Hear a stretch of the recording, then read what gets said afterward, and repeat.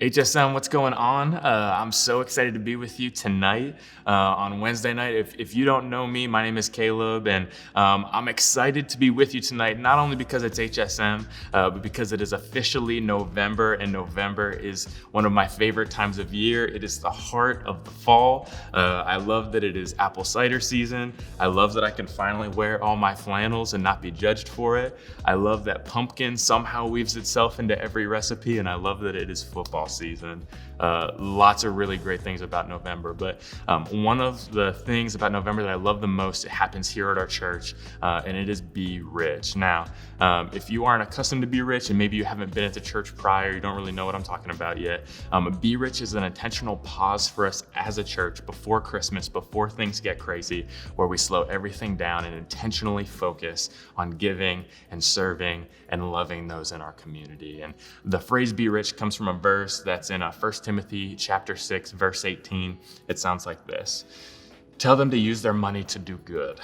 They should be rich in good works and generous to those in need, always being ready to share what they have with others. And we've been doing Be Rich now for about 8 years, and it has been so cool to see what God has done in HSM. It's been so cool to see what God has done through Be Rich and through LCBC, throughout all of our local communities. In fact, last year alone, we were able to give over $500,000 to the communities that surround LCBC campuses. Be Rich is something that fires us up. It's something that's super exciting. It's something that is super beneficial for the communities that are around us. And to be honest with you, Be Rich is incredibly exciting, but I kind of have a love-hate relationship when it comes to Be Rich. And I think the best way that I can describe that is it's almost like a drift that happens inside of me. It's slow and it's subtle, and it usually goes undetected until that time in November where I'm kind of forced to confront it. I think the best way that I can describe it is kind of like this. I have a tendency towards wanting to think about my faith. I have a tendency towards wanting to talk about my faith. And as that happens, I have a tendency not to act out my faith. And I'll talk about it all day, and I'll think about it, and I'll study it. And I'll lean so far in that direction that I forget that it's something that I need to actionably do. It's something I need to actionably live out. Another way that it tends to happen is I have a tendency to so far want to lean into my personal relationship with Jesus and say that, hey, this is between Jesus and this is between me. And what this communicates to people around us really doesn't matter. How people perceive my relationship with Jesus doesn't really matter. This is between me and him, and nothing else really matters outside of that. That's what I tend to drift towards. And I have a tendency of really wanting to emphasize that, like, hey, grace is a free gift that God gives us, and there's nothing that I can do to earn it. There's nothing that I can do to earn God's favor. There's nothing that I can do to earn forgiveness. There's nothing that I can do to earn my way to heaven. And I'll lean so far into that side of things, to the neglect of realizing that God also has an expectation for how we respond to that free gift. And our response to that free gift ought to communicate to the world that there's something that's going on inside of my heart and that he's changing me from the inside out. And my response to that free gift ought to communicate to the world the character of God and what he's really like to a world that really doesn't know him. And it's this constant drift that happens inside my heart that, again, is so slow and subtle. And I have a feeling that that drift happens for you too. I say that because that drift has been happening in the church ever since it started. And what I want to do right now is just give you 3 examples. 2 from the individuals that may have been closest to Jesus when he was on earth, and then Jesus himself, just showing how we should think about that drift and how we should fight it. The first one is from James, that's Jesus' brother. And in James chapter 2, he says this: "What good is it, dear brothers and sisters, if you say you have faith, but don't show it by your actions? Can that kind of faith save anyone? Suppose you see a brother or sister who has no food or clothing, and you say, 'Goodbye and have a good day, stay warm and eat well.' But then you don't give that person any food or clothing. What good does that do? So you see, faith by itself isn't enough. Unless it produces good deeds, it is dead and useless." It's almost like Jesus is saying through his brother, don't tell me that you have faith unless it gets expressed in action. Don't tell me you have faith unless it turns into something tangible. And then Jesus, through who some would say is his best friend, he's described as the beloved disciple in the Bible, is John. In 1 John chapter 3, John says this: "We know what real love is because Jesus gave up his life for us. So we also ought to give up our lives for our brothers and sisters. If someone has enough money to live well and sees a brother or sister in need but shows no compassion, how can God's love be in that person? Dear children, let's not merely say that we love each other. Let us show the truth by our actions." And it's almost like Jesus is saying through his best friend, don't tell me that you have love unless everybody can see it. Don't tell me that you love someone or that you care someone and then have it not end up in actionable steps. And then lastly, Jesus says himself in Matthew chapter 25, and this is him kind of describing the end of time. He says this: "But when the Son of Man comes in his glory and all the angels are with him, then he will sit upon his glorious throne. All the nations will be gathered in his presence, and he will separate the people as a shepherd separates the sheep from the goats.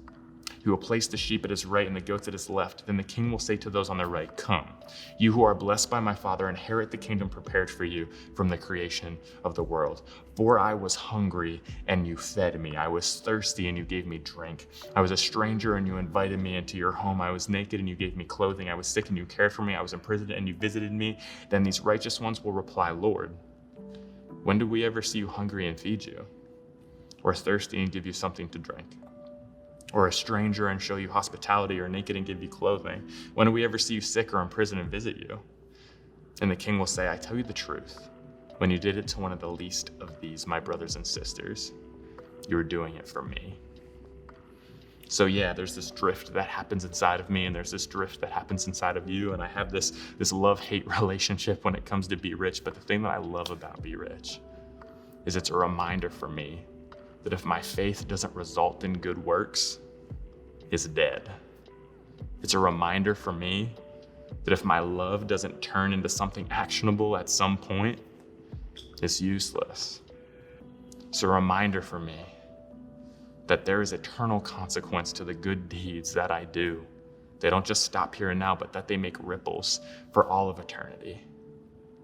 One of my favorite Be Rich stories happened, it was a couple of years ago, and what we did here at Manheim for student ministry, 5th through 12th grade, was we did a toy drive throughout the whole month of November, and then we were able to distribute those toys to families that wouldn't have otherwise been able to give each other toys on Christmas. And it was such a really cool, awesome, eye-opening experience, because as we were doing that, it started to become really obvious that the people that we were interacting with were typically people that get overlooked. And as I'm interacting with these folks that are made in God's image, that are honestly really cool people, the more I got to hang around with them, it became so clear to me how fundamental of a truth that is about Jesus, and how fundamental of a truth that is for those of us that follow him. Anyone that reads anything about Jesus, whether you follow him or not, know that Jesus loves those that others look past. That's not a disputed thing. Jesus loved widows and orphans and tax collectors, the physically sick, the mentally sick, the spiritually oppressed, the condemned. It's almost like Jesus intentionally went towards the fringe of society, and those were his people. He intentionally loved those that others looked past. And we know by extension, if we're going to follow Jesus and our actions are to align with his, that we, by extension, as Jesus followers, we are to love those that others look past. That's what it means to follow Jesus. And can I be honest with you? As my heart drifts in the wrong direction, it takes an abrupt pause, like what happens in Be Rich each year in November. It takes an abrupt pause when I wouldn't have usually signed up to do something like that, or serve like that, or give like that. For me to understand my faith, for me to understand Jesus, for me to understand what it means to follow Jesus in an all new way. So what I want to do right now, okay, at the end of this, as we talk about not just talking and not just thinking, but actually doing, is I kind of want to tag you and say, hey, you're in the game, okay? Just because you're watching this over a screen, whether you're at another campus or whether you're online, it's time to do something about your faith. It's time to make things actionable. So even as I'm describing this, for a lot of you, you're immediately thinking of that awesome nonprofit in your hometown that you would love to give some time or some money to. Some of you are thinking about a family that could really use your help, or maybe an individual that could really use your help. And I want to say, don't wait for anything. Just go and do it. And for those of you that are having a hard time thinking of something, We're gonna be doing this real cool thing on November 20th, starting at 4 p.m. It's a 24-hour charity stream, and that's gonna be happening on Twitch. It's a great thing for you to jump on board with, and all of the proceeds from that stream will go directly into the community, just like everything else in Be Rich. So right now, okay, as best as I can lean in right now, don't let your faith be something you just think about. Don't let it be something you just talk about. Let's together as a church make our faith actionable, make our love actionable, and let's join together and change the communities around us.